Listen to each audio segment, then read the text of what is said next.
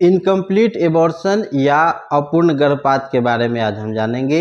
Incomplete abortion क्या होता है, इनकम्प्लीट एबॉर्शन के लक्षण क्या होते हैं, इनकम्प्लीट एबॉर्शन अगर हुआ है तो उसका ट्रीटमेंट क्या होता है, इन सारी बातों को इस वीडियो में हम जानेंगे। सबसे पहले इनकम्प्लीट एबॉर्शन को जानने से पहले एबॉर्शन को जान लेते हैं। एबॉर्शन क्या होता है? तो एबॉर्शन का मतलब होता है कि अनचाही प्रेगनेंसी को ख़त्म करने के लिए जिस विधि का उपयोग किया जाता है उसे एबॉर्शन कहते हैं। और इसके बहुत सारे तरीके होते हैं। कई बार क्या होता है कि डॉक्टर के द्वारा जो है टैबलेट दिया जाता है, एमटीपी किट होता है, उसके द्वारा एबॉर्शन किया जाता है। कई बार क्या होता है कि महिला जो है प्रेगनेंसी को रखना तो चाहती है, लेकिन इसके बावजूद जो है नेचुरल तरीके से गर्भपात हो जाता है, नेचुरली गर्भपात हो जाता है, यानी कि लाइफस्टाइल, गलत लाइफस्टाइल के वजह से या गिर जाने की वजह से चोट लग जाता है, इस कारण से भी जो गर्भपात हो जाता है। तो गर्भपात को हम समझ लिए। अब इनकम्प्लीट एबॉर्शन क्या होता है? तो जब गर्भपात होता है तो उसमें क्या होता है कि बच्चे का जो पार्ट होता है, जो बच्चेदानी के अंदर जो बच्चा डेवलप हो रहा होता है, फीटस जो डेवलप हो रहा होता है, तो एबॉर्शन में वो क्या होता है कि जो उसका मटेरियल होता है वो कंप्लीट क्या होता है, वो बाहर निकल जाता है। पीरियड के समय जो ब्लीडिंग होता है उसके साथ साथ जो है बच्चे का या जो फीटस जो डेवलप हो रहा होता है बच्चेदानी के अंदर, यूट्रस के अंदर जो डेवलप हो रहा होता है, वो ब्लीडिंग के साथ धीरे धीरे उसका भी पार्ट जो है बाहर निकल जाता है। तो इनकम्प्लीट एबॉर्शन के केस में क्या होता है, जो फीटस का कुछ पार्ट जो होगा उसका वो बच्चेदानी के अंदर ही रह गया और ब्लीडिंग जो है वो कंप्लीट बंद हो गया, और वो जो बच्चा का जो कुछ पार्ट है वो पार्ट जो है यूट्रस के अंदर रह गया, बच्चेदानी के अंदर ही रह गया। तो इसको इनकम्प्लीट एबॉर्शन कहते हैं। एबॉर्शन के लक्षण के बारे में अब जान लेते हैं। तो इसके लक्षण क्या होता है कि एमटीपी किट लिया गया या गर्भपात करने के लिए किसी मेडिसिन का यूज़ किया गया या नेचुरली तरीके से हो गया, और वो अगर इनकम्प्लीट एबॉर्शन हुआ है और जो है जो पीरियड का समय जो होता है, ब्लीडिंग टाइम जो होता है वो 3 से 5 दिन का जनरली ये ब्लीडिंग का समय होता है। तो वो समय पे क्या ब्लीडिंग बंद भी हो गया।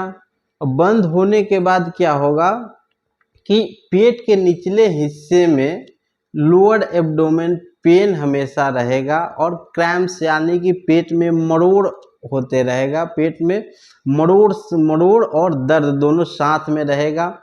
इसके साथ साथ क्या होता है, कभी कभी बुखार का आना जाना, यानी बुखार जो है आते जाते फीवर ऑन ऑफ रहेगा। ये इनकम्प्लीट एबॉर्शन के लक्षण होते हैं। और इसके कारण इसके बाद क्या होता है, इनकम्प्लीट एबॉर्शन के और लक्षण होते हैं जो ब्लीडिंग, यानी कि जो पीरियड के समय जो ब्लीडिंग का टाइम है वो तो हुआ, उसके बाद भी क्या है ब्लीडिंग जो है ऑन ऑफ कभी कभी जो है ब्लीडिंग आते जाते रहेगा, और इसके साथ साथ जो है लोअर एब्डोमेन में पेन और कभी कभी बुखार भी आते जाते रहेगा।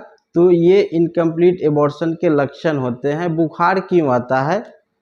तो क्या होता है कि जो बच्चा का या फीटस का जो पार्ट जो बच्चेदानी के अंदर रह गया और सर्विक्स या जो बच्चेदानी के जिसको मुंह कहते हैं वो बंद हो गया, वो अंदर ही अंदर बच्चेदानी में जो इन्फेक्शन होने लगता है, और यूट्रस में इन्फेक्शन होने के कारण जो है वो फीवर ऑन ऑफ रहता है। तो ये सब इनकम्प्लीट एबॉर्शन के लक्षण। इनकम्प्लीट एबॉर्शन का कारण क्या होता है इसके बारे में जान लेते हैं। तो क्या होता है कि कई बार पेशेंट जो है एमटीपी किट का खुद से उपयोग करते हैं, खुद से इस्तेमाल करते हैं, डॉक्टर के सलाह से नहीं करके खुद से ही जो है इस्तेमाल कर लेते हैं।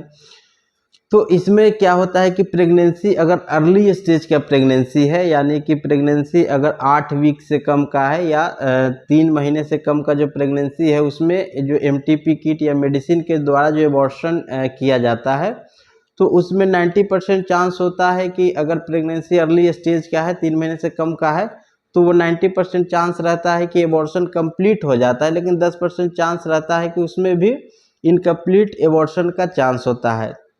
इसके अलावा क्या होता है कि अगर प्रेगनेंसी 3 महीने या 3 महीने से अधिक का है और फीटस जो है काफ़ी डेवलप हो चुका है, तो उसमें अगर एमटीपी किट के द्वारा या मेडिसिन के द्वारा एबॉर्शन किया जाता है तो उसमें काफ़ी चांसेस होता है कि इनकम्प्लीट एबॉर्शन होने का काफ़ी ज़्यादा चांस होता है। इसके अलावा क्या होता है कि जो मेडिसिन आप जो मेडिसिन है जो यूज़ कर रहे हैं उसका ब्रांड अच्छा नहीं है या मेडिसिन जो है वो अच्छा नहीं है, इसके कारण भी इनकम्प्लीट एबॉर्शन का चांसेस होता है।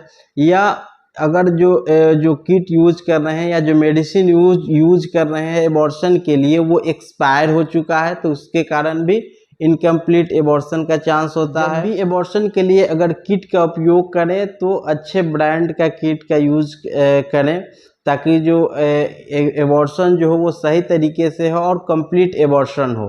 अब इसके ट्रीटमेंट के बारे में जान लेते हैं कि अगर इनकम्प्लीट एबॉर्शन हुआ है तो उसका ट्रीटमेंट क्या होगा। तो अगर इनकम्प्लीट एबॉर्शन है या आपको इसके लक्षण दिखाई दे रहे हैं कि जो है जो एबॉर्शन के लिए जो आपने किसी मेडिसिन या किट का यूज़ किया है या नेचुरली तरीके से भी एबॉर्शन हुआ है और आपको ये सारे जो लक्षण मैंने बताया ये सारे लक्षण दिख रहे हैं तो अपने गायनिकोलॉजिस्ट डॉक्टर नियरेस्ट जो भी गायनिकोलॉजिस्ट डॉक्टर हैं उनसे संपर्क करें। इसका ट्रीटमेंट क्या है, यूट्रस के अंदर जो बचा रहता है उसको D&C के द्वारा इसका जो है यूट्रस का सफाई किया जाता है। छोटा सा सर्जिकल प्रोसीजर होता है जिसमें एनेस्थीसिया दे करके पेशेंट को बेहोश किया जाता है या शून्य किया जाता है, कमर के निचले हिस्से को शून्य करके और बच्चेदानी की सफाई की जाती है डॉक्टर के द्वारा। और इससे क्या होता है कि जो है बच्चे का जो पार्ट्स बच्चेदानी के अंदर रह जाता है उसको सफाई करके और उस पार्ट को जो है बाहर निकाल लिया जाता है।